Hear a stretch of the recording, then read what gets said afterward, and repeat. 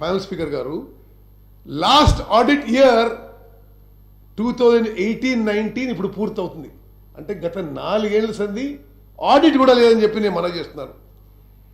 ఇప్పుడు సప్లై చేస్తున్న బియ్యం గురించి 5 కిలోలు కేంద్ర ప్రభుత్వం, కేవలం 1 కిలో బియ్యం గత ప్రభుత్వం సప్లై చేసిన విషయం కూడా నేను యావత్ తెలంగాణ ప్రజానికాన్ని గుర్తు చేస్తున్నా. ఈ 6 కిలోలు కూడా ఈరోజు 70-75% రేషన్ బెనిఫిషరీస్ ఎవరూ తినడం లేదు. క్వాలిటీ పూర్ ఉండడంతో కేంద్ర ప్రభుత్వం ఆ 5 కిలోలకు కానీ, రాష్ట్ర ప్రభుత్వం 1 కిలోకి కానీ మీరు ఖర్చు పెడుతుంది రైస్ ప్రొక్యూర్మెంట్కి 39 రూపాయలు కిలో ఖర్చు పెట్టి. No after finish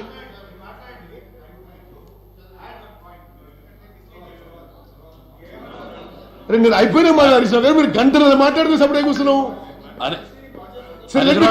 let me complete. ఈ 6 కిలోల బియ్యం ఏది కేంద్ర మీకు ఇస్తాను. వారి మాట్లాడి మీరు మాట్లాడి కూర్చోండి. మీకు ఇస్తాను. వారు మాట్లాడి మీకు ఇస్తాను కూర్చోండి. వారిని మాట్లాడియండి, తర్వాత మీకు ఇస్తాను కూర్చోండి. ఇస్తాను మీకు కూర్చో, మీకు ఇస్తారు కూర్చోండి. మీకు ఇస్తాను హరీశ్రావు గారు కూర్చోండి. సరే, ఇప్పుడు ఈ 6 కిలోల బియ్యం అంటే ఒక్కొక్క కిలో బియ్యం కేంద్ర ప్రభుత్వం కానీ రాష్ట్ర ప్రభుత్వం కానీ 39 రూపాయల కిలోకి ప్రొక్యూర్మెంట్ చేసి ఈ రాష్ట్రంలో ఈరోజు ఆ రైస్ క్వాలిటీ ఎట్లుందంటే 70-75% రేషన్ బియ్యం ఈరోజు డైవర్ట్ అవ్వడం, మిస్యూజ్ కావడం, వేరే యూజ్ జరగడం మీ అందరికీ తెలిసిన విషయమే. అది ఇప్పుడు సివిల్ సప్లైస్ డిపార్ట్మెంట్ మరి గత ప్రభుత్వంలో పనితీరు. అదేవిధంగా వీళ్ళు ఎంత పొలిటిసైజ్ చేశారంటే సివిల్ సప్లైస్ కార్పొరేషన్ ఇంత ఇండెట్ ఉన్నా కర్ణాటక, తమిళనాడు రాష్ట్రాలు ఈ స్టాకులు మేము కొంత కొనుక్కుంటాం, నెలకి 2.5 లక్షల టన్నుల మీద బియ్యం కొనుక్కుంటుంటే స్టాక్ ఉన్నా సరే కేవలం పొలిటికల్ కారణాల వల్ల వారికి ఆ రైస్ అమ్మలేదనే విషయం కూడా నేను ఈ సభ దృష్టికి తీసుకొస్తున్నాను. అదేవిధంగా ప్రొక్యూర్మెంట్, ప్యాడీ ప్రొక్యూర్మెంట్ విషయంలో మరి చాలా విషయాలు మాట్లాడుతున్నారు. ప్యాడీ ప్రొక్యూర్మెంటు సెంట్రల్ గవర్నమెంట్ ఇవ్వాల్సిన డబ్బులు కూడా ఎన్నో సంవత్సరాల నుంచి సరే కొంత సెంట్రల్ గవర్నమెంట్ ఫెయిలియర్ ఉన్నా డాక్యుమెంటేషన్ సరిగ్గా చేయనందువల్ల కొన్ని వేల కోట్లు సెంట్రల్ గవర్నమెంట్ నుంచి కూడా రావాల్సింది. మీరు సబ్సిడీ ఇవ్వరు రైస్ కింద, ప్రొక్యూర్మెంట్ కింద సెంట్రల్ గవర్నమెంట్ డిలే చేస్తుంది. మరి ఈ విధంగా సివిల్ సప్లైస్ కార్పొరేషన్ ఈరోజు 56,000 కోట్ల అప్పు, 11,000 కోట్ల నష్టంలో ఉన్న విషయం కూడా నేను మనవి చేస్తున్నాను. అదేవిధంగా హరీశ్రావు గారు, మీరు కొత్త ప్రాజెక్టులు మాట్లాడారు, ఎంక్వైరీ చేయండి అన్నారు. తప్పనిసరిగా చేస్తాము. చేసిన వాళ్ళకి శిక్ష పడుతుందని చెప్పి కూడా మనం చేస్తున్నా. మరి ఒక నిమిషం ప్యానల్ స్పీకర్ గారు, ఎంత దుర్మార్గంగా జరిగిందంటే ఇరిగేషన్ శాఖ సరే 21,000 కోట్లు జరిగిందా, 1,00,000 కోట్లు జరిగిందా, 90,000 కోట్లు జరిగిందా, సరే దోస్ ఆర్ డీటెయిల్స్. 90-95,000 crores ఖర్చు పెడితే మరి మీ సభ్యులకు కూడా తెలవాలి 90-95,000 crores మీరు ఖర్చు పెట్టిన తర్వాత కాళేశ్వరం ప్రాజెక్ట్ మీద కొత్త ఆయకట్టు జనరేట్ ఎంత అయిందండి? న్యూ ఆయకట్టు ఎంత జనరేట్ అయింది? సిఏజీ రిపోర్ట్ ప్రకారము 40,000 ఎకరాలు. సరే, ఇప్పుడు మన ఇంజనీరింగ్ డిపార్ట్మెంట్ చెప్పే లెక్కలు 1,00,000 ఎకరాల కంటే కొద్ది ఎక్కువ. అంటే ఆల్మోస్ట్ 1,00,000 crores ఖర్చు పెడితే ఓహో అని చెప్పుకున్నారు, ప్రపంచంలోనే గొప్ప ప్రాజెక్ట్ చెప్పుకున్నారు. కొత్త ayacut created is only about 1,00,000 acres, 1,00,000 కోట్లు ఖర్చు పెడితే. మరి పాలమూరు రంగారెడ్డికి 25,000 కోట్లు ఖర్చు పెట్టారు. కొత్త ఆయకట్ క్రియేటెడ్ 0. No, because మీరు it is on state finances. మీరేమన్నారు? క్యాపిటల్ ఎక్స్పెండిచర్ అద్భుతంగా చేసినారు. నేనేం చెప్తున్నా, మీ క్యాపిటల్ ఎక్స్పెండిచర్ మీరు ఏదైతే ఈ రాష్ట్రాన్ని అప్పుల్లో ముంచినరో ఇట్ ఈస్ ఆల్ బీన్ ఈ క్యాపిటల్ ఎక్స్పెండిచర్ ఇది మీరు జరిగిందని నేను క్లారిఫికేషన్ ఇస్తున్నా. కాళేశ్వరం ప్రాజెక్టుకి 1,00,000 కోట్లు ఖర్చు పెడితే 1,00,000 ఎకరాలు కొత్త ఆయకట్టు. పాలమూరు రంగారెడ్డికి 25,000 కోట్లు ఖర్చు పెడితే పాలమూరు రంగారెడ్డి 25,000 కోట్లు ఖర్చు పెడితే కొత్త ఆయకట్టు క్రియేటెడ్ 0 ఏకర్స్. సీతారాం సాగర్ కి 7,500 కోట్లు ఖర్చు పెడితే కొత్త ఆయకట్టు క్రియేటెడ్ 0 ఏకర్స్. అంటే ఇన్ని లక్షల కోట్లు అప్పులు తీసుకొచ్చి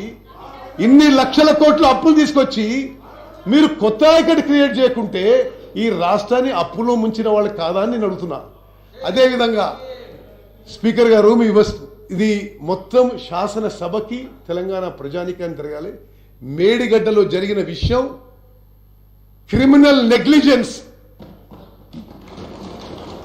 వరుస సమీక్షల తర్వాత నేను చెప్తున్నా, Medigadda barrage purely design, purely built. స్వతంత్ర భారతదేశ చరిత్రలో ఎక్కడ కూడా ఇన్ని వేల కోట్లు ఖర్చు పెట్టి ఒక బ్యారేజ్ కొలాప్స్ కావడం, అసలు నేను ఏ డేట్ జరిగిందండి? October 21. వాళ్ళ ప్రభుత్వం ఉన్నది ఎప్పటి వరకు? బహుశా వారం 10 రోజుల కింద వరకు. ఆనాటి ముఖ్యమంత్రి ఒక్క మాట మాట్లాడలేదు. ఇప్పుడు చూస్తుంటే there are many alarming signals. ఎవరు రియాక్ట్ కాలేదు, ఎవరు దాని మీద ఏమి రెక్టిఫికేషన్ చర్యలు తీసుకోలేదు. నిన్న ఏది ఏజెన్సీ కన్స్ట్రక్షన్ వచ్చిండ్రో వాళ్ళు ఏమంటారు? మీరు డిజైన్ ఇచ్చిండ్రు, మీరే స్పెసిఫికేషన్ ఇచ్చిండ్రు, మీరే మెటీరియల్ చెప్పిండ్రు, దాని ప్రకారం కట్టినాం. ఇంజనీర్లు అడిగితే ఇదేం డిజైన్ అంటే అప్పుడు ఎవరు సార్ మొత్తం డిజైన్ ఒక ఆయన కదా, ఆయన కట్టమని మేము కట్టినాం. ఇట్ ఈస్ అంటే I'm saying with great responsibility, nothing is great response చెప్తున్నది.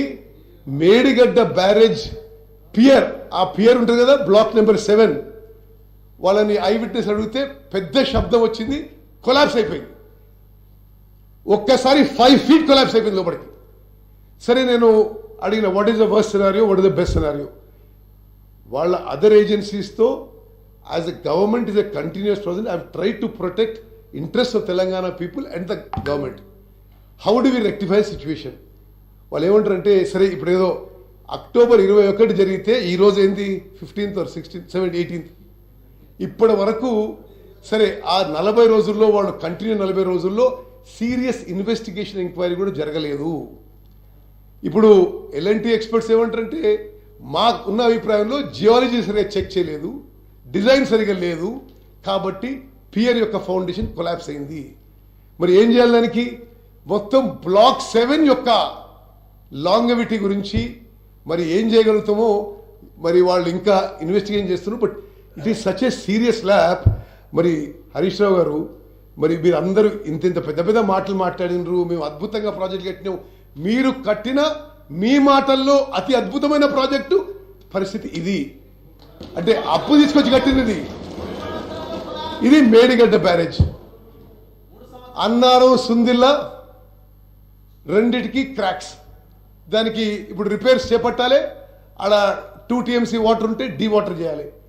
అంటే ఒకటి, ఇది నిజంగా కూడా తెలంగాణలో ప్రతి పౌరుడు అలార్మ్ అయ్యే సిచ్యువేషన్. Totally ad hoc decisions. గత ప్రభుత్వంలో మరి అసలు నిజంగా సమీక్ష చేస్తుంటే ఎవరు నిర్ణయాలు తీసుకున్నారు? What is on record? It is really alarming situation. Panel speaker గారు, నేను ఎందుకు ఈ విషయం ఈ సబ్జెక్ట్ మీద చెప్తున్నా అంటే, ఇప్పుడు గత ప్రభుత్వం అప్పులు తీసుకొచ్చిండ్రు, మేము ప్రొడక్టివ్ చేసినాం, మేము ఏదో ఉపయోగించినాం అంటే ఉపయోగించింది ఈ విధంగా మన అందరినీ, మన పిల్లల్ని, వాళ్ళ పిల్లల్ని తాకట్టు పెట్టి హై కాస్ట్ లోన్స్ తీసుకొచ్చి ఈ విధంగా మరి ప్రజాధనాన్ని దుర్వినియోగం చేసిన విషయం తప్పనిసరిగా ఎంక్వైరీ చేస్తాం. తప్పనిసరి తప్పు చేసిన వాళ్ళకి శిక్ష పడుతుందని చెప్పి కూడా నేను మనవి చేస్తూ ముగిస్తున్నాను.